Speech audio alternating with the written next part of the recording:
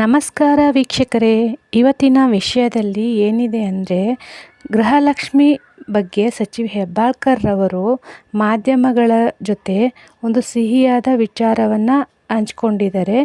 ಮಾಧ್ಯಮದವರು ಗೃಹಲಕ್ಷ್ಮಿಯ ಬಗ್ಗೆ ಕೇಳಿದ್ದಕ್ಕೆ ಸಚಿವ ಹೆಬ್ಬಾಳ್ಕರ್ ರವರು ಗೃಹಲಕ್ಷ್ಮಿಯ ಬಗ್ಗೆ ಮಾತನಾಡಿದ್ದಾರೆ. ಅದು ಏನಂದರೆ ತಿಳಿದುಕೊಳ್ಳೋಣ ಬನ್ನಿ. ಅದಕ್ಕಿಂತ ಮುಂಚೆ ನೀವೆಲ್ಲ ನನ್ನ ಚಾನಲ್ ನೋಡ್ತಾ ಇದ್ದರೆ ನನ್ನ ಚಾನಲ್ನ ಸಬ್ಸ್ಕ್ರೈಬ್ ಮಾಡಿಕೊಂಡು ನೋಡಿ ಫ್ರೆಂಡ್. ಇದರಿಂದ ನಾನು ಮಾಡುವ ವಿಡಿಯೋ ಮೊದಲು ನೀವು ನೋಡಬಹುದು.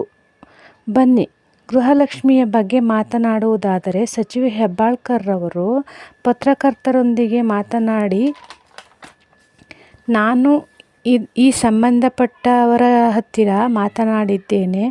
ಅವರು ಕೂಡ ಗೃಹಲಕ್ಷ್ಮಿಯ ಬಗ್ಗೆ ಹೆಚ್ಚಾಗಿ ಕೇಳಿದರು. ಈ ವಿಚಾರದ ಬಗ್ಗೆ ಮಾತನಾಡಿದಾಗ ಅವರು ಗೃಹಲಕ್ಷ್ಮಿಯನ್ನು ಯಾವುದೇ ಕಾರಣಕ್ಕೂ ನಿಲ್ಲಿಸಲ್ಲ ಅಂತ ಅಂದರು. ಬಡವರಿಗೆ ತುಂಬ ಉಪಯುಕ್ತವಾಗಿದೆ ಎಂದು ಗೃಹಲಕ್ಷ್ಮಿಯ ಬಗ್ಗೆ ಹೆಚ್ಚು ಒಲವು ತೋರಿಸಿದರು ಎಂದು ಹೇಳಿದರು.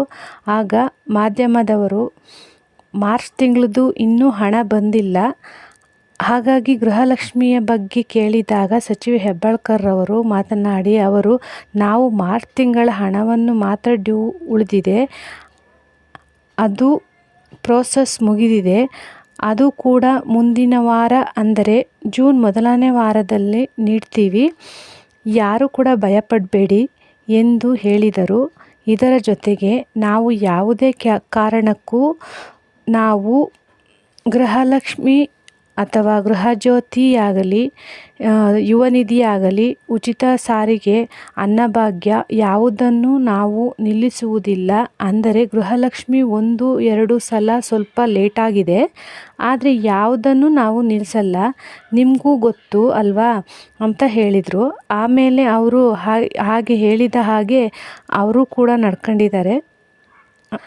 ಹಾಗಾಗಿ 20ನೇ ಕಂತಿನ ಹಣವನ್ನು ಕೂಡ ಅವರು ಬಿಡುಗಡೆ ಮಾಡಲು ಸಿದ್ಧವಿದೆ ಎಂದು ಸಚಿವ ಹೆಬ್ಬಾಳ್ಕರ್ ರವರು ಮಾಧ್ಯಮಗಳ ಜೊತೆ ಕೇಳಿದಾಗ ಈ ಮಾಹಿತಿ ನೀಡಿದರು.